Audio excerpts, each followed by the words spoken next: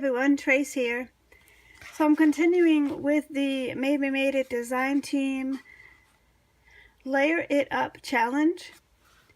So I saw on Pinterest this really pretty card design that I wanted to try. So I am desperately trying to figure out how to get it done. And so what it is, I've discovered the name of it, and it's called a buckle card. And so I will show you step by step. I'm still figuring out all of the details of how to get this accomplished, but so far this is what I needed, and I will show you what I'm going to do as I go along and figure it out. So I will start with, I know I need this type of a buckle, if you will, so I am going to do layers. So I believe that this is the size I'm going to do for the inner one, and what I'm doing is using some Stamps of Life square dies, stackable dies. So whatever square dies that you have will work just fine. So I have figured out that I needed 3 of those to accomplish this size here. And I added the inner one just so I wouldn't have to cut out that center here. So if you don't have a smaller one, you can cut that out with an X-Acto knife or scissors or whatever. But you do need a frame, a square frame. And like I said, I think this one is going to be my inner layer. So I'm going to make one a little bit bigger, and I will show you how I do that. So then I also figured out my mats, so which the challenge is layered. So I need to use many layers. So I'm starting with the card base, and then the first layer or mat is 4 inches by 5 1/4. And then my next mat will be 3 3/4 by 5. And so those are going to be my mats, just to start off with the card fronts. And then I'm going to put my image on top of that. So the papers I'm using is this really pretty teal color. This is just Recollections 65-pound cardstock. But the paper that I'm wanting to use for the inner squares or buckles is this paper here. And I found this in an unusual pack for winter or Christmas. And this one here is called Wild Love. And it's from Photo Play. And it's typically for Valentine's Day. And as you can see, a lot of images there with hearts and things. But I really wanted to use it because you can find this in May May's shop. And so I love the teal color. And this one here kind of reminds me a little bit about snowflakes, or falling snow. So that's the one I'm going to use. And so that'll be really nice. And I think I'm going to embellish it with a very large snowflake. The photo in Pinterest shows a bow, which will be really beautiful too. So I am going to get started. I also need my paper trimmer and so forth. So I'm going to get started on figuring this out and getting it all put together. So I'm back with all of my squares all cut out, ready to go.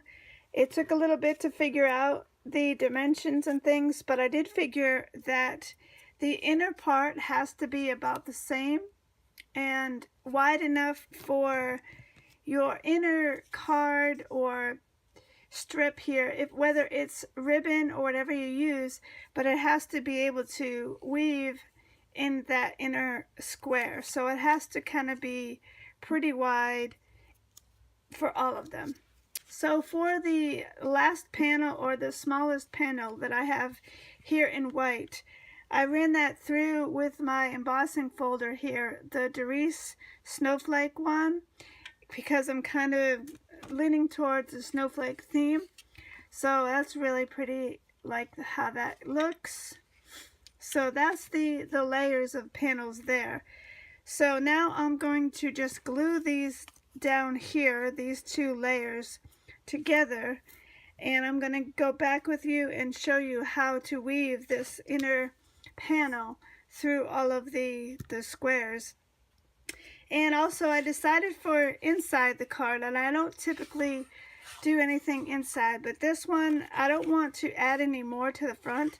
So I am going to put the sentiment on the inside. I'm going to use this sentiment, Warmest Wishes, from Brutiful stamp set. And I'm also going to use some of these tiny squares that I have. And I just think they're so pretty. I want to use them in the card somehow. And I'm probably going to layer them like this pattern just because they're really pretty and I want to use those up. And also for the front, I punched out with a Martha Stewart punch here, the snowflake, and it is a holographic type paper that I have scraps of, so I'm going to add that to the front. And I also have a flat back gem that's about the same color, or at least coordinates with it, for the very center. So I'm going to next put these together, and then I'll come back and show you how to weave those together. So I am ready to weave in this strip here with the squares, and of course I'm going to turn them so they are a diamond shape. And so the strip is going to go from the back of this first corner, so right from the back, and then up through the hole, and then you're going to put in the next one up against it, and the strip is going to go inside that one. So it's going to look like that, and then it's going to come up the bottom of this one here, the second one. So it looks like that. And then the third one will go inside, and it just kind of places in there. It's pretty easy to get that third one in. It just kind of will glue into place there. So that's how it weaves in and out of those squares. It's a lot easier than it looks. It looks pretty complicated and impressive. And so I just thought that was really cool. So then all I'm going to do is glue that onto the card front here. It's already set. And I also did the inside here with the extra pieces I had. So that looks really pretty. And so I'm just going to attach that. And I'm also going to attach my snowflake here just to the top, just to give it a little bit of something extra. So I'll do that and be right back. So that finishes off this buckle style card. It really came out so cute. It's not as hard as it looks, for sure. It just looks really complicated, but it's not. And that's the inside. So thank you again for watching, and don't forget to subscribe and like and comment, and I will see you next time. Bye-bye.